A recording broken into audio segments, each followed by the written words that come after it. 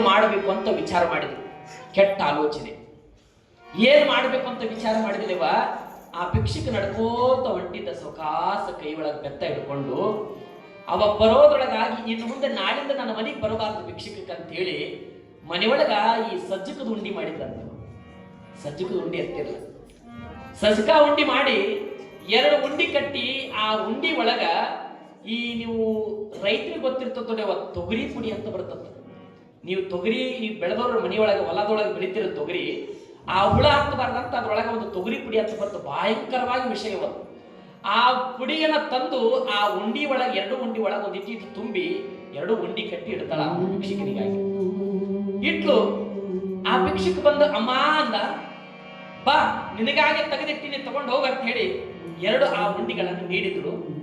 ಅವನಿಗೂ ಹಿಂಗ ಅನಿಸಿತ್ತಲ್ಲ, ಎಂದು ನಾನು ಬಂದ್ರು ಕೂಡ ಅನಿಸಿದ್ದನ್ನ ನೀಡುತ್ತಿದ್ದಳು. ಇವತ್ತ ಸಜ್ಜಕದ ಉಂಡಿ ಸಿಹಿ ನೀಡ್ಯಾಳ ಅಂತ ಹೇಳಿ ತಿನ್ನಬೇಕು ಅಂತ ಆತುರದಿಂದ ಆ 2 ಉಂಡಿಗಳನ್ನು ತಗೊಂಡ ನಡ್ಕೋತ ನಡ್ಕೋತ ನಡ್ಕೋತ ಕಟ್ಟಿಗೆ ಬಂದ ಊರು ಹೊರಗ.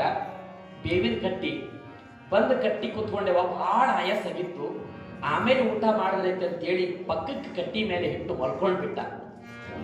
ಮಲ್ಕೊಂಡಿದ್ದ. ಸಾಯಂಕಾಲ 4 ಗಂಟೆ ಆಗಿತ್ತು.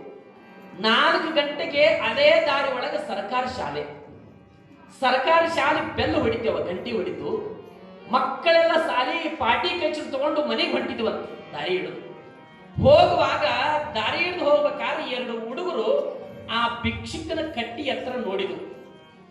ಭಿಕ್ಷುಕನ ಹತ್ರ ಏನೋ ಕಟ್ಟಿ ಮೇಲೆ ಇಟ್ಟನ್ನು ನೋಡ್ಬೇಕಂತ ಆ 2 ಹುಡುಗರು ಬಂದು ಆ ಏನು ಸಜ್ಜಕದ ಉಂಡಿ ಇಟ್ಟಿದ್ನಲ್ರಿ, ಆ 2 ಉಂಡಿ ನೋಡಿ ಸಿಹಿಯಾದ ಪದಾರ್ಥ ಅಂತ ಹೇಳಿ 2 ಉಂಡಿ ತಗೊಂಡು ಗೇಸ ಮಕ್ಕೊಂಡಿದ್ದ ಭಿಕ್ಷುಕ 2 ಉಂಡಿನ ಗಬಗಬ ಅಂತ ತಿಂದು 2ಕ್ಕೆ ವಿಷ ಆಯ್ತು. ವಿಲವಿಲ ಅಂತ ಒದ್ದಾಡಿ 2 ಅಲ್ಲೇ ಪ್ರಾಣ ಬಿಟ್ಟು. ಇಡೀ ಊರು ಜನಗಳಿಗೆ ಗೊತ್ತಾಯ್ತು. 2 ಮಕ್ಕಳು ಭಿಕ್ಷುಕನ ಹತ್ರ ಹೋಗಿ ಸತ್ತವ, ನಡ್ರಿ ಹೋಗೋಣ ಅಂತೇಳಿ ಇಡೀ ಊರು ಜನ ಬಂತು. ಎಲ್ಲಾ ಜನ ಬಂದು ಆ ಭಿಕ್ಷುಕನಿಗೆ ಹೊಡ್ಯಾಕಂತರು. ಏನ್ ಮಾಡಿದೋ ನೀ ಆ 2 ಹುಡುಗರಿಗೆ?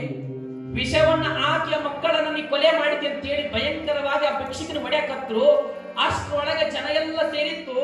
ಅಷ್ಟ್ರೊಳಗೆ ಏನ್ ಭಿಕ್ಷುಕ ನೀಡಿದ್ದಲ್ರಿ, ಆಕಿ ಏನಾಗಿರ್ಬೇಕು ಅಂತ ಓಡೋಡ್ಕೊತ ಬಂದಳು. ಏನಾಗ್ಯದ ನೋಡೋಣ ಅಂತೇಳಿ ಬಂದಳು. ಜನಗಳನ್ನ ಸರಿಸಿ ಒಳಗೆ ಹೋಗಿ ನೋಡ್ತಾಳ. ಅವ್ ಬೇರೆ ಯಾರು ಮಕ್ಕಳಿದ್ದಿಲ್ಲಂತೆ, ಆಕಿನೂ 2 ಮಕ್ಕಳಿದ್ದ.